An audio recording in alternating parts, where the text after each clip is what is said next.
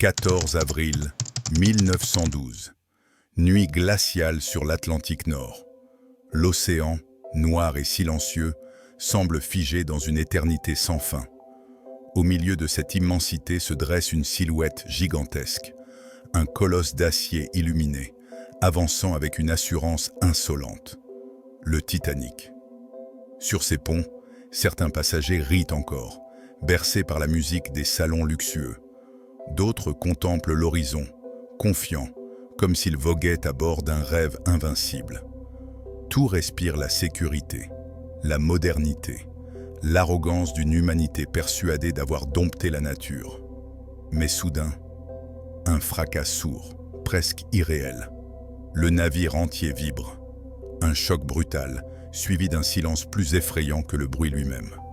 Dans les profondeurs, une déchirure invisible vient de condamner le plus grand paquebot du monde. En quelques secondes, le rêve insubmersible se transforme en cauchemar. Les étoiles, témoins glaciales, observent impassibles. L'eau s'engouffre déjà, le destin s'écrit dans l'ombre. Car cette nuit, le Titanic n'affronte pas seulement un iceberg. Il affronte l'orgueil des hommes, la fragilité de leur certitude et la brutalité du destin. Le Titanic a coulé. Mais si ce que l'on croit savoir n'était qu'une partie de l'histoire.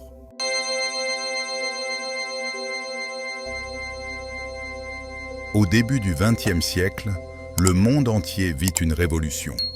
Les usines fument, les villes s'illuminent d'électricité, les empires se mesurent à la puissance de leurs navires.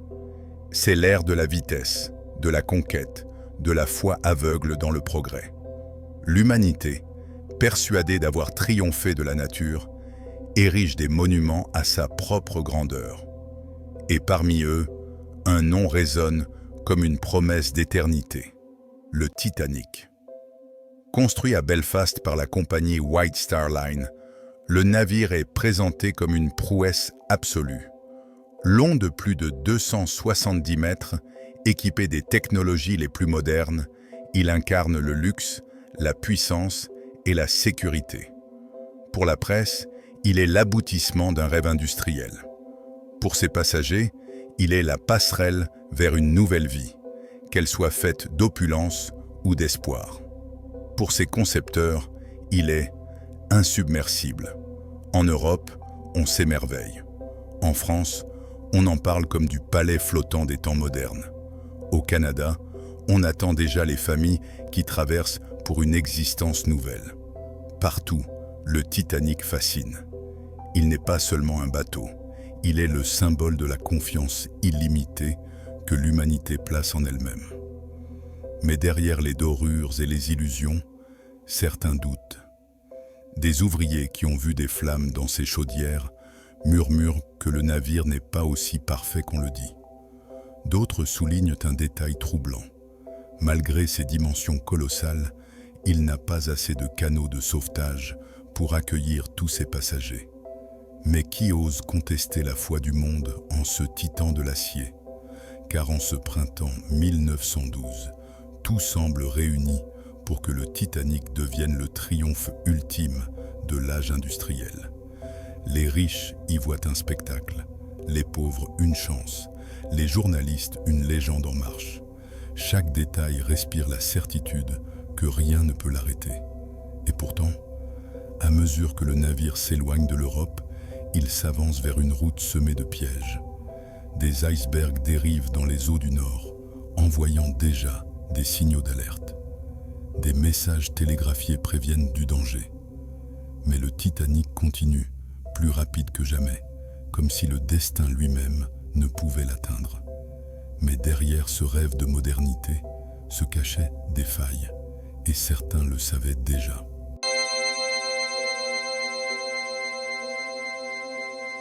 Au cœur de cette histoire, l'antagoniste n'est pas seulement un bloc de glace dérivant dans l'Atlantique. Non, il est plus insidieux, plus invisible. L'ennemi véritable, c'est l'orgueil humain. L'orgueil d'une époque persuadée que ses machines sont plus puissantes que la mer, que ses ingénieurs sont plus forts que la nature, que ses rêves sont plus solides que l'acier. Le Titanic fut conçu comme une forteresse flottante, mais derrière cette illusion d'invincibilité se dissimulaient des failles béantes. La plus évidente, tragique par sa simplicité. Le nombre insuffisant de canaux de sauvetage. À bord, plus de 2200 âmes, mais seulement assez de place pour la moitié d'entre elles. Un choix calculé, dicté non par la sécurité, mais par l'esthétique et la confiance aveugle dans la technologie. Pourquoi encombrer les ponts de canaux, puisque le Titanic ne pouvait pas couler? Les zones d'ombre se multiplient.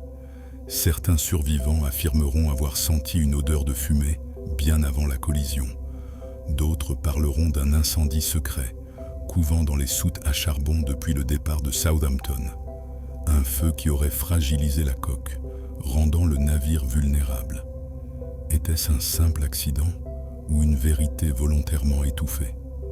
Et puis, il y a la vitesse. La nuit du 14 avril, alors que plusieurs messages d'alerte signalent des icebergs à la dérive, le Titanic continue sa route à pleine allure, frôlant les 22 nœuds. Pourquoi ce choix insensé? Était-ce la pression de la White Star Line, désireuse d'impressionner le monde par une traversée record? Ou bien la témérité d'un capitaine prêt à forcer le destin pour écrire son nom dans l'histoire? Mais le mystère ne s'arrête pas là. Une rumeur étrange, persistante, circule encore plus d'un siècle après la catastrophe. Certains avancent que le Titanic n'était peut-être pas vraiment le Titanic.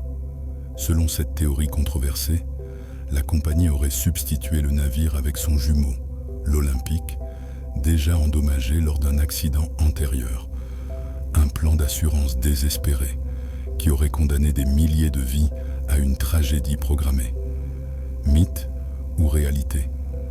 Personne ne peut l'affirmer avec certitude. Mais ces zones d'ombre nourrissent encore les débats. Car ce naufrage n'est pas seulement un accident maritime. C'est une énigme où se mêlent l'avidité des compagnies, les erreurs humaines et les secrets enfouis sous 3800 mètres d'eau. Chaque détail semble pointer vers une vérité dérangeante. Le Titanic n'a pas sombré uniquement à cause d'un iceberg.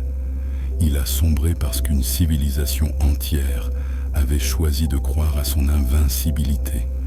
Et c'est peut-être là la plus grande tragédie, quand l'ennemi n'est pas dehors, mais en nous-mêmes. Et si le Titanic n'avait pas coulé, comme on nous l'a toujours raconté?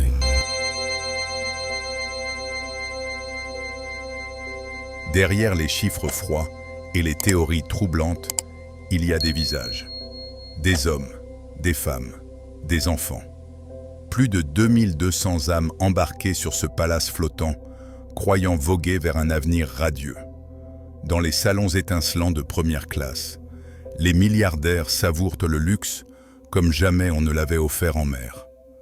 John Jacob Astor, l'un des hommes les plus riches du monde, discute d'investissement tandis que son épouse enceinte se repose à quelques cabines de là. Benjamin Guggenheim, magnate du cuivre, trinque avec élégance. Ses passagers fortunés ne voient dans le Titanic qu'une extension de leur puissance. Mais sur les ponts inférieurs, une autre réalité se joue. Des familles entières venues d'Irlande, d'Italie ou de Scandinavie voyagent serrées dans les cabines modestes de 3e classe. Pour elles, l'Amérique n'est pas un plaisir, mais une promesse, une vie nouvelle, libérée de la pauvreté. Ces hommes et ces femmes portent dans leur bagage plus d'espoir que de biens matériels. Quand la catastrophe survient, les destins se dévoilent. Les portes de première classe s'ouvrent en priorité vers les canaux. Les femmes et les enfants sont appelés à embarquer, mais la panique brouille les règles. Dans la confusion, beaucoup de places partent à moitié vides, tandis que sur les ponts inférieurs, des familles entières restent piégées derrière des grilles. Et puis il y a ces actes de courage silencieux. Les musiciens de l'orchestre, dirigés par Wallace Hartley, installent leurs instruments et jouent jusqu'au dernier souffle. Leur mélodie s'élève dans la nuit glaciale comme une prière désespérée, tentant d'apaiser l'horreur. Les marins, eux, se battent pour maintenir l'ordre, sachant que la majorité ne survivra pas. Parmi les survivants, les récits dessinent une fresque bouleversante. Des enfants arrachés aux bras de leurs parents, des mères hurlant sur les ponts, incapables de sauver tous leurs enfants, des couples refusant de se séparer, choisissant de mourir ensemble plutôt que de vivre l'un sans l'autre. Le Titanic n'est pas seulement une tragédie mécanique, c'est une tragédie humaine, où se révèle la cruauté des inégalités sociales et la grandeur des gestes de bravoure. Ce ne sont pas seulement des passagers qui sombrent dans les eaux glacées, mais des vies entières, des espoirs brisés, des rêves engloutis. Mais pour certains, le naufrage n'était pas qu'un drame. Il révélait aussi une vérité enfouie. Le lendemain du naufrage, le monde s'éveille sous le choc. Les journaux hurlent les titres les plus terrifiants de l'époque. Le Titanic a sombré. La fierté de l'Angleterre disparaît dans l'Atlantique. À Londres, à Paris, à New York, la nouvelle fait l'effet d'un séisme. L'Occident, persuadé de vivre l'âge d'or du progrès, découvre avec stupeur qu'un simple bloc de glace a suffi à abattre son plus grand triomphe. Rapidement, les enquêtes britanniques et américaines s'ouvrent. Les témoignages se contredisent. Les responsabilités s'effacent dans la brume. Les compagnies maritimes se protègent. Les survivants racontent des fragments d'horreur. On blâme le capitaine, la vitesse, le manque de canaux. Mais personne n'ose attaquer l'idée plus effrayante, que le Titanic ait été conçu sur un mensonge et qu'il était condamné bien avant de quitter le port. Pourtant, des conséquences concrètes naissent de ce drame. Dès 1914, la Convention internationale pour la sauvegarde de la vie humaine en mer, le SOLAS, impose de nouveaux standards, davantage de canaux, des exercices obligatoires, une surveillance radio continue. Le Titanic, dans sa chute, force enfin le monde à reconnaître la fragilité de la vie en mer. Mais au-delà des lois et des règlements, c'est la mémoire collective qui garde la cicatrice. Pendant plus d'un siècle, le Titanic inspire livres, enquêtes, films, théories du complot. Il devient une légende. James Cameron, en 1997, offre au monde une fresque bouleversante qui ressuscite le drame dans l'imaginaire populaire. Mais derrière les violons et les romances hollywoodiennes, une question persiste. Que reste-t-il de la vérité historique? Certains chercheurs continuent de plonger vers l'épave, toujours plus silencieuse, toujours plus mystérieuse, gisant à presque 4000 mètres de profondeur. Chaque mission rapporte des images, des fragments d'histoire, mais aussi de nouvelles interrogations. Les fissures observées sur la coque, les traces d'un incendie, la rapidité du naufrage. Autant d'indices qui nourrissent l'idée que tout n'a pas été dit. Le Titanic n'est donc pas seulement un drame maritime. Il est devenu le miroir de l'humanité. Sa grandeur comme sa chute racontent une vérité intemporelle. Dès que l'homme croit dominer la nature, celle-ci lui rappelle sa faiblesse. Dès qu'il se croit invincible, le destin lui rappelle qu'il ne l'est pas. Et peut-être est-ce là le véritable héritage du Titanic, un avertissement gravé dans la glace et dans l'acier. Un rappel que nos plus grandes créations ne sont jamais à l'abri du chaos. Le Titanic n'a pas seulement sombré dans l'Atlantique, il a entraîné avec lui l'illusion que l'homme peut défier les forces du monde. Et vous, que retiendrez-vous de cette histoire ?